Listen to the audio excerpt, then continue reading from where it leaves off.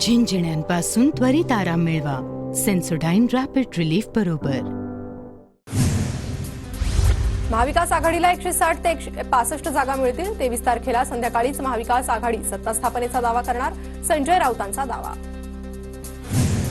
टीव्ही9 reporter पोलनुसार Mahayuti महाविकास आघाडीत काटेकी टक्कर. महाविकास आघाडीला 136 ते 145 जागा मिळण्याचा अंदाज, तर महायुतीला 129 ते 139 जागा मिळण्याची शक्यता.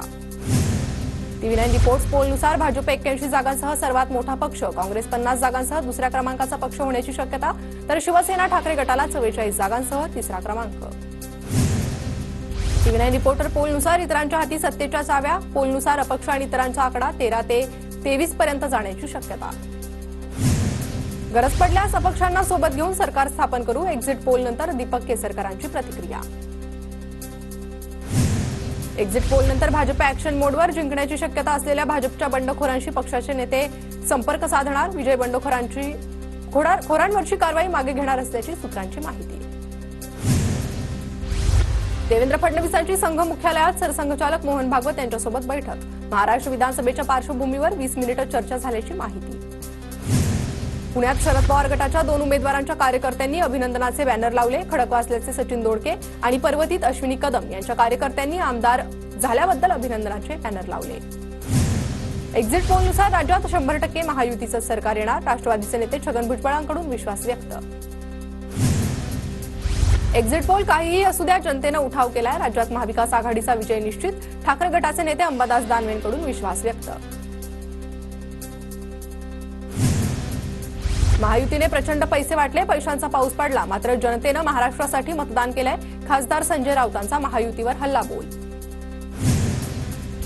महाराष्ट्रात 65.2% मतदानाची नोंद. राज्यातील 4136 उमेदवारांचं भवितव्य मतपेटीत कैद. 23 नोव्हेंबरला महाराष्ट्राचा महानिकाल लागणार. कोल्हापूर जिल्ह्यात सर्वाधिक 76.25% मतदान, तर मुंबई शहरमध्ये सर्वात कमी 52.7% मतदान. 23 तारखेच्या महानिकालाकडे संपूर्ण राज्याचं लक्ष. पश्चिम महाराष्ट्रात मतदानाचा टक्का 70%हून अधिक. सातारा, सांगली, कोल्हापूरसह सोलापूरमधील विधानसभा निवडणुकीसाठी मतदानाचा टक्का वाढला. पुणे जिल्ह्यात 61.5% मतदान, तर वडगाव शिरी सर्वाधिक 55.71% मतदान. हडपसरमध्ये 50.11% सर्वात कमी मतदान. मुंबईत सर्वाधिक मतदान माहीममध्ये, तर सर्वात कमी मतदान कुलाब्यात. माहीममध्ये सर्वाधिक 58% मतदान, तर कुलाब्यात सर्वात कमी 44.49% मतदान. मुंबईच्या मुंबादेवीमध्ये 48.76% मतदान, तर वडाळ्यात 57.37% मतदान. 23 तारखेला महानिकाल. कोण बाजी मारणार याकडे लक्ष. मतदानाची टक्केवारी वाढते तेव्हा भाजपला फायदा होतो, त्यामुळे महायुतीलाही फायदा होईल. देवेंद्र फडणवीसांना विश्वास. शरद पवार गटाचे नेते माधव जाधवांना मारहाण. मारहाणीच्या निषेधात परळीतील घाटनांदूरमध्ये आज बंदची हाक. जाधव यांना धनंजय मुंडेंच्या कार्यकर्त्यांनी मारहाण केल्याचा आरोप. नाशिकच्या नांदगावमधील राड्या प्रकरणी 4 वेगवेगळे गुन्हे दाखल. सुहास कांदे आणि समीर भुजबळांसह समर्थकांवरही गुन्हे दाखल. जवळपास 200 ते 250 कार्यकर्त्यांवर वेगवेगळे गुन्हे दाखल झाल्याची माहिती. वाशिम शहरात मतदान प्रक्रियेदरम्यान मोबाईलनं व्हिडिओ रेकॉर्ड. हेमंत जीवनानींकडून सोशल मीडियावर व्हिडिओ व्हायरल. पोलिसांकडून गुन्हा दाखल. मध्य नागपुरात ईव्हीएम मशीन नेणारी गाडी फोडली. अज्ञातांकडून ईव्हीएम मशीन नेणाऱ्या गाडीवर दगडफेक. बडकस चौकात कार्यकर्ते जमा झाले होते. अहिल्यानगरमध्ये भाजप आमदार मोनिका राजळेंना पोलीस बंदोबस्तात सुरक्षित स्थळी हलवलं. आक्रमक जमावापासून बचावासाठी त्यांनी स्वतःला खोलीत बंद करून घेतलं होतं.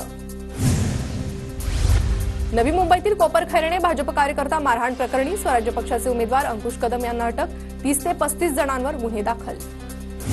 ठाकरे गटाचे जिल्हा प्रमुख रणजित ज्ञानेश्वर पाटलांना जीवे मारण्याची धमकी. रणजित पाटील यांनी परंडा पोलिसात गुन्हा दाखल केला. मराठा समाजाचे मुख्यमंत्री झाले, मात्र तरीही मराठा समाज मागासच. सर्व निकषांचं पालन करून मराठा आरक्षणासंबंधी कायदा केला. राज्याचे महाधिवक्ता वीरेंद्र सराफ यांचा हायकोर्टात युक्तिवाद. तर आरक्षणासंबंधी आधी आणि आताच्या कायद्यात फरक काय, हायकोर्टाचा सवाल. पुण्याच्या भोर मतदारसंघात मतदान प्रक्रिया शांततेत पार पडली. कुठेही अनुचित प्रकार किंवा ईव्हीएम मशीन बिघाड नाही. राज्यात यावेळी 30 वर्षांमधील सर्वाधिक मतदान. मागील निवडणुकीच्या तुलनेत यंदा 3.7% मतदान वाढलं. पालघर जिल्ह्यात 65.95% मतदान. विक्रमगड मतदारसंघात सर्वाधिक 77.75% मतदान, तर नालासोपाऱ्यात सर्वात कमी 57% मतदान. रत्नागिरी जिल्ह्यातील 5 विधानसभा मतदारसंघात 65% मतदान, चिपळूण मतदारसंघात सर्वात जास्त 68.65% मतदान. राज्यात आचारसंहितेच्या कालावधीत 706 कोटी 98 लाख रुपयांची मालमत्ता जप्त. सी विजिल ॲपवरील 10,134 निवडणूक तक्रारी आयोगाकडून निकाली. नागपुरात मतमोजणी केंद्रावर चोख सुरक्षा व्यवस्था. मतमोजणी केंद्रावर 3 लेअर सुरक्षा तैनात. नागपुरात ईव्हीएम नेणाऱ्या वाहनावर दगडफेक झाल्यानं यंत्रणा अलर्टवर. पंतप्रधान नरेंद्र मोदींना गयाना या देशाचा द ऑर्डर ऑफ एक्सलन्स सर्वोच्च राष्ट्रीय पुरस्कार. राजकारण आणि भारत गयाना संबंध अधिक दृढ करण्यात योगदान दिल्याबद्दल मोदींचा सन्मान. उद्योगपती गौतम अदानींविरोधात अमेरिकेमध्ये फसवणुकीचा खटला दाखल. एका कंपनीला कंत्राट मिळवून देण्यासाठी $25 कोटी लाच दिल्याचा आरोप. इंडियन एक्सप्रेसचं वृत्त. मागील 2 दिवस मुंबईच्या कमाल तापमानात घट. शहरात 21.4 अंश सेल्सिअस तापमानाची नोंद. उकाड्यापासून मुंबईकरांना दिलासा. नाशकात गारवा वाढला. शहरात 12.4 अंश सेल्सिअस इतक्या किमान तापमानाची नोंद.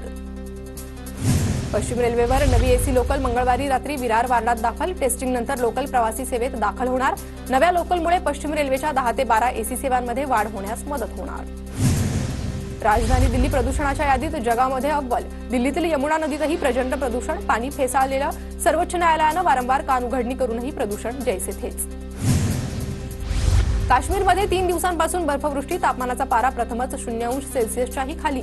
शोपियान देशातील सर्वात थंड जिल्हा.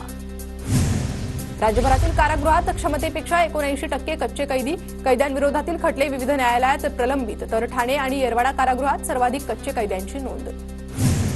राज्यात किमान तापमानात घट. काही भागात तापमानाचा पारा 13 ते 16 अंशावर. तापमानात आणखी घट होण्याची शक्यता. ऑक्टोबर महिन्यात भारताच्या इलेक्ट्रॉनिक्स वस्तूंच्या निर्यातीचा नवा विक्रम. निर्यात $19.1 अब्ज घरात. निर्यातीत तब्बल 24% वाढ. चालू आर्थिक वर्षात पहिल्या 6 माहीत कोळशाची आयात 9.83% घटून 3.32 कोटी टनांच्या घरात. पोलाद उद्योगासाठी आणि वीज प्रकल्पांसाठी लागणाऱ्या कोळशाच्या आयातीत वाढ.